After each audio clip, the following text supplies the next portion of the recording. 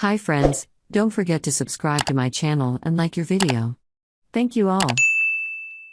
Electric vehicles may not be the present for most of America in 2022, but they are the future. The industry agrees. Of the two luxury brands represented in this comparison test, Genesis claims it will launch only electric models after 2025 and Cadillac promises an exclusively battery-powered lineup by 2030. Neither manufacturer is new to electrification. Cadillac dabbled in plug-in performance with the overpriced but sneaky good ELR, and Genesis recently released a battery-powered version of the G80, but neither has offered a dedicated EV. Enter the Cadillac Lyriq and Genesis GV60, a pair of critically important electric SUVs that offer a glimpse of what we can expect from these companies' electron-fed futures. When we look back at this pair toward the end of the decade, will they represent fumbled first attempts or the starts of something special? Let's dive in. The Lyriq is the first Cadillac built from GM's Ultium electric vehicle technology, which also powers GMC's new Hummers, the Chevrolet Silverado EV, and the upcoming electrified Chevrolet Blazer. Our test vehicle was just the second example to roll off the production line, VIN 002 to be exact. More on that later. The Lyriq is launching with a single motor, rear-wheel drive trim badged 450e.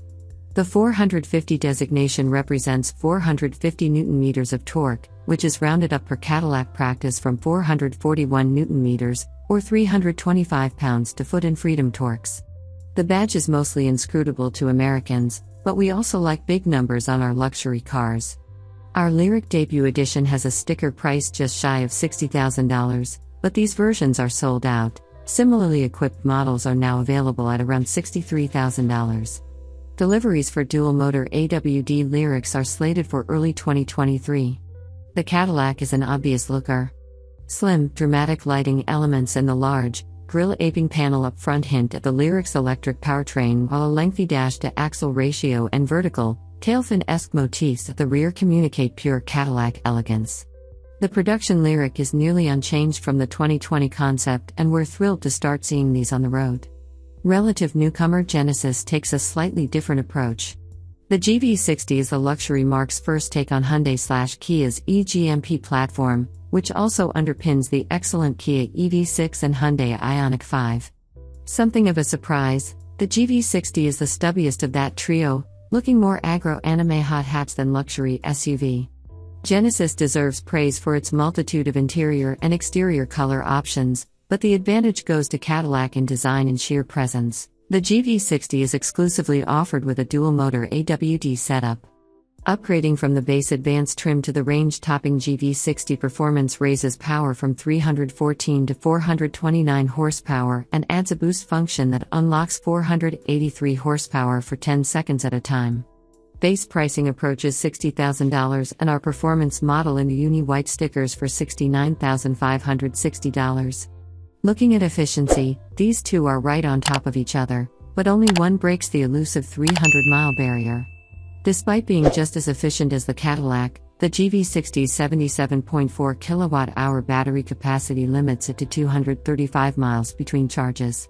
GM equipped the Lyriq with significantly more battery capacity, 102.0 kilowatt-hours, which means the Tennessee-built Caddy offers 312 miles of range. But not so fast. The GV60 may have fewer miles worth of electricity in its battery, but it can restore them faster. Hyundai/Kia's eGMP vehicles are the only EVs under $60,000 with an 800-volt electrical architecture.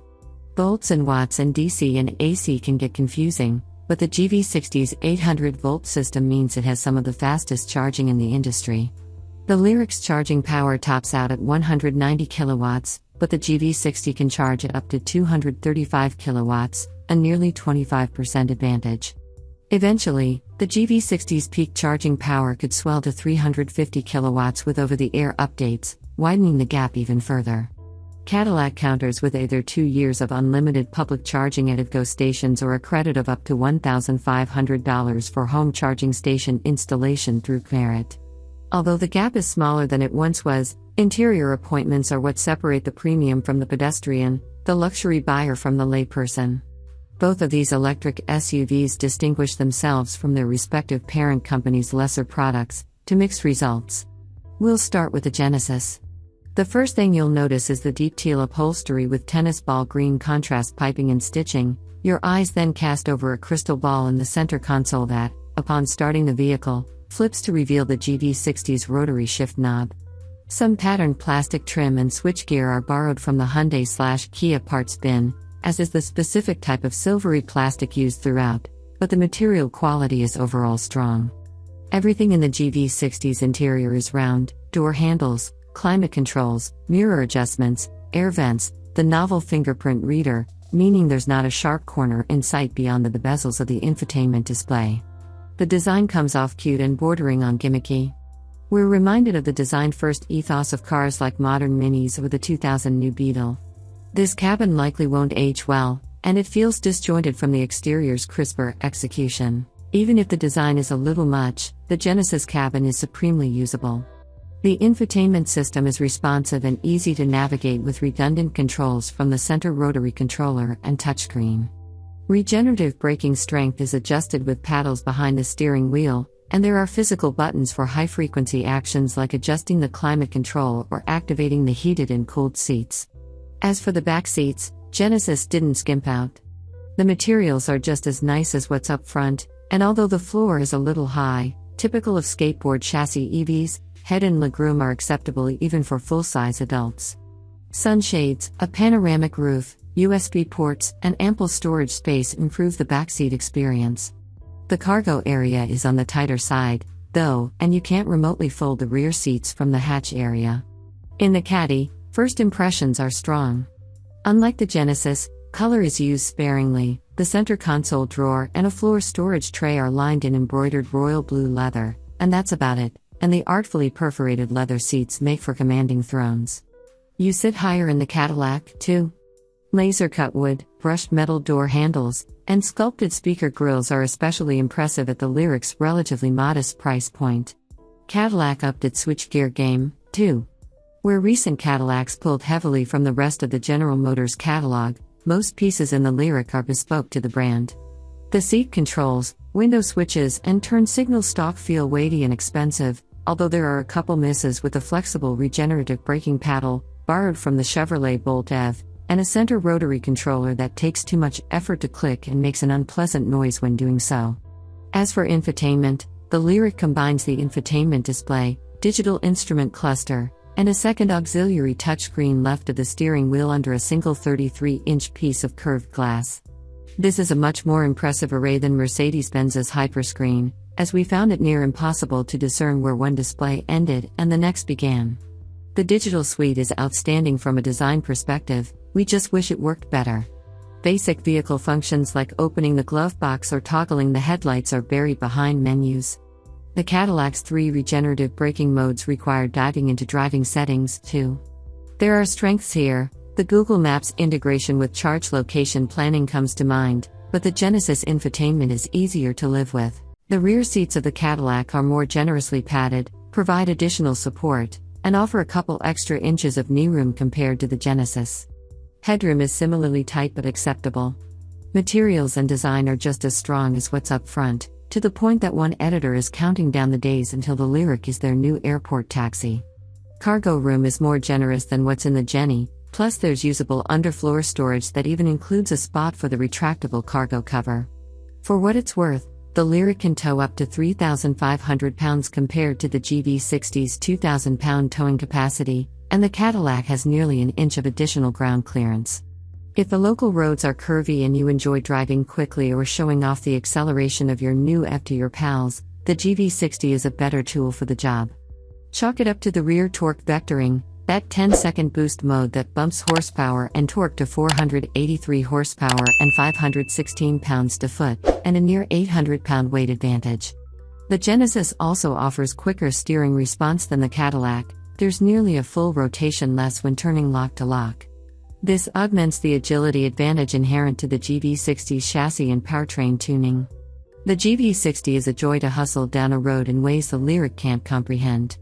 To put its performance in numerical context, the GV60 reached 60 miles per hour in 3.6 seconds to the Lyriq's 5.7 seconds. The Cadillac is a different, far more luxury-oriented creature. Instead of the check this out off-the-line acceleration of some EVs, The Lyriq gently glides off on accelerator tip-in before metering out a generous, seamless tide of torque. EV's potential for instantaneous throttle response and torque can expose a jerky right foot, but it's a challenge to be anything but smooth in the Lyriq. As for handling, the Cadillac exhibits notable body roll, but it's one motion and done, with no wallowing or instability. Unless you're driving a mountain road with constant quick transitions, it's unlikely to bother anyone. Neither car's ride is overly firm, but the Genesis has notably more tire and wind noise, as well as some head toss you won't experience in the Cadillac. Blame its shorter wheelbase and larger wheels. The Cadillac's ride can feel slightly floaty at times. This RWD model lacks fancy active dampers, instead relying on traditional passive shocks, but it's a byproduct of its creamy, cushioning quality. Rougher surfaces infiltrate the cabin more than we'd like, though. Given GM's otherworldly talent at tuning its air suspension and magnetic damper systems, we imagine any uncouth behavior will be fixed when those technologies arrive on the later up-level models. Cadillac includes the hardware necessary for GM's Super Cruise hands-free driving system on every Lyriq.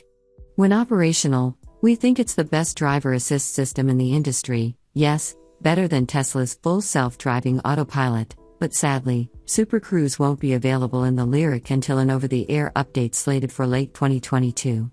The base lane keeping assist pings and pongs between lane lines, and the cruise control regularly exceeds its set speed on downhills.